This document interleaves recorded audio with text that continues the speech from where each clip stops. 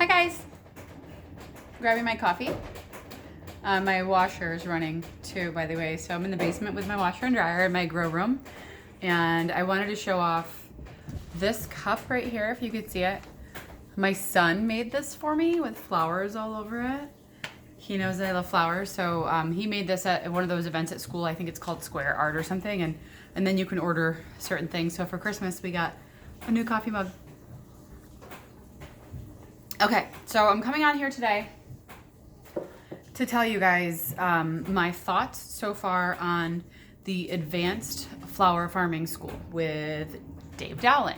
So Dave has really given us an overwhelming amount of information so far.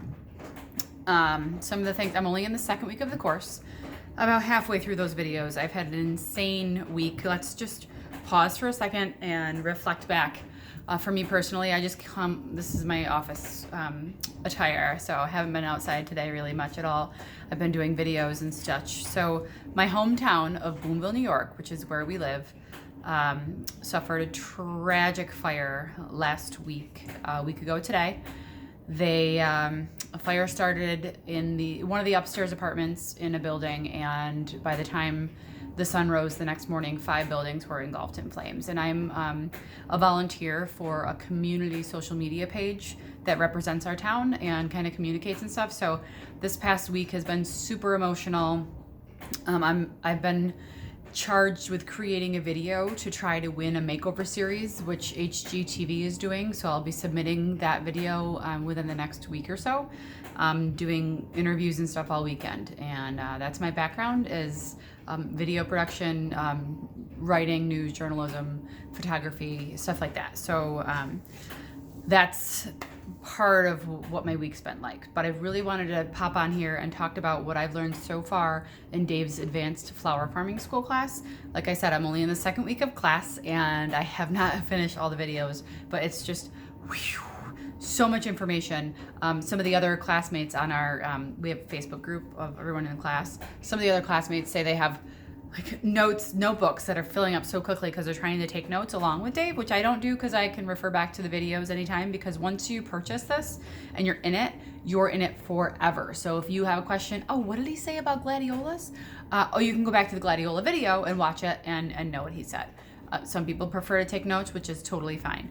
I just like to listen and watch while I'm doing other things. So the note taking is not what I do, but I did take some notes about what I really love about Dave's course so far. So he's providing us, so far the first 2 weeks are all about bulbs. Any bulb you can think of, I don't even know, maybe 30 bulbs he's going over, at least 25. And he's spending a few minutes on each bulb, some secrets, some strategies. So he's talking about unique ways to deer protect your bulbs that I've never thought of before. And I'm in deer country. I thought of everything, so I thought. So he's got some unique ways to keep the deer from eating the plants that are growing from your bulbs, which is a huge problem with most of these bulbs, to be honest. There are some like, narcissus and which are daffodils, that are not really favorites of deers, but then lilies, tulips, come on. I've been afraid to grow those, and I've got 1,500 of them in my ground right now, the tulips, and I'm pretty much gonna be up all night long shining flashlights in deer's freaking eyes to keep them away. So some of the other things that Dave talks about is some secrets that he has learned from flower farming for a couple of decades about how to get the longest stems. These are secrets that I've never heard anywhere before. He's really super informative. He also goes in depth into each bulb that you can grow in a crate. And that's really helpful for a lot of people because not everyone has the space to grow. And it's also, well, I'm not gonna give away any of Dave's secrets, but it's a really great thing to be able to grow bulbs in crates. Excuse me, this is a new lipstick. I just got it in my Ipsy bag this week. Okay, so he also is sharing some inside secrets about planting dates. And he has, what all of the magazines recommend, but then we have Dave's advice. And let's just say you should follow Dave's advice. So we also learned when to transplant perennials.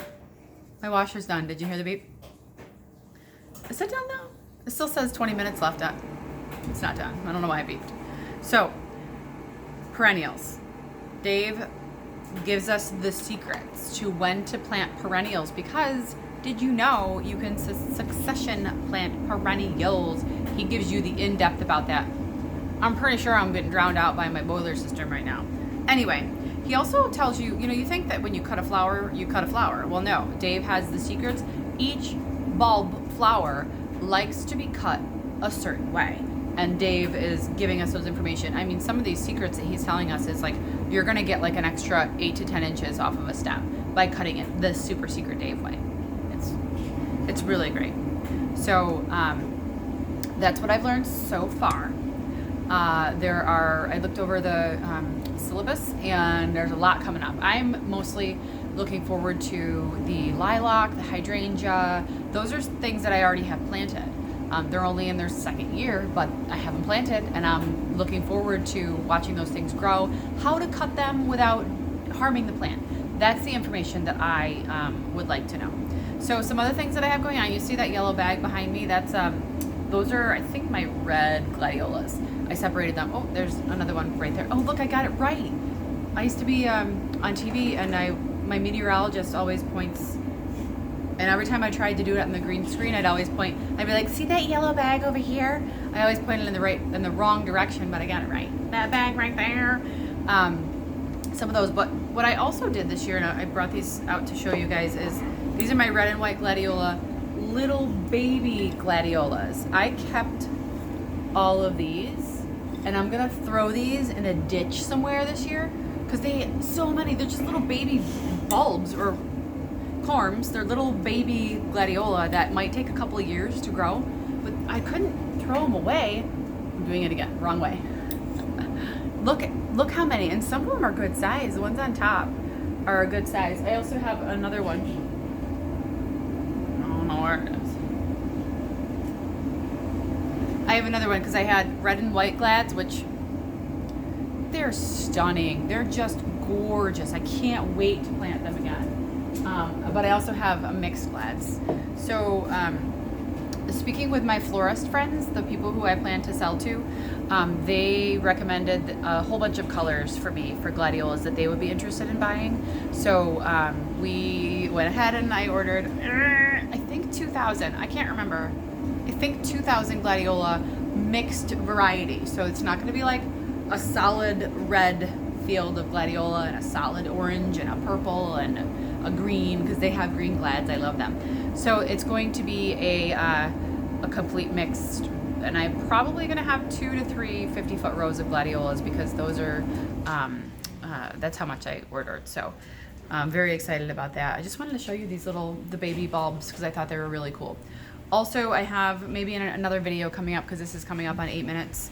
I have an absolutely insane amount of vegetables. I get my vegetable seeds from Baker Creek. They're all the non-GMO organic seeds. I've had really great luck. They're all heirloom seeds. Oh my gosh, these carrots. I have a light on, so it's hard. Look at these carrots. Look at that little girl holding those carrots. Those are my favorite. So anyway, this is about a quarter of the seeds that are on this table in front of me right now, and I'm gonna go a video, because I do think that I'm gonna go ahead with trying to do vegetables at the same time as the flowers. I know I'm gonna get overwhelmed. I know it's gonna be too much work for me, but I'm gonna do it anyway, because that's just the way that I am. I will do and do and do and do and do until I just can't do anymore. I do have a couple of friends who have offered to help me, and they're like garden crazy people like myself. So I'm looking forward to that. And one of the moms that wants to help me is a stay-at-home mom, and she's not stay-at-home, but she's home in the summer because she works like a school schedule. So that I'm really excited about, and I'm really, really, really wanting to reduce my hours at my main job. So I work 4 days a week for like a school district. It's a BOCES, and I do photography and social media, video production, website, stuff like that for them. Right now I'm 4 days a week. I want to go down to 3 days a week, so it'll give me more time at home doing my farming, and I'll still be able to keep my my healthcare, because I provides the healthcare for me, myself, and I, and my husband, and my 2 kids. And Blooper, wanna be on camera? Come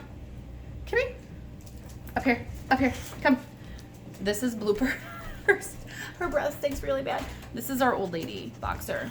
She's a good girl. Okay, get down. Get down. She's the only one allowed in the basement because the puppies will eat everything down here. So, oh, sit, baby girl. Sit. Good girl. What a good girl.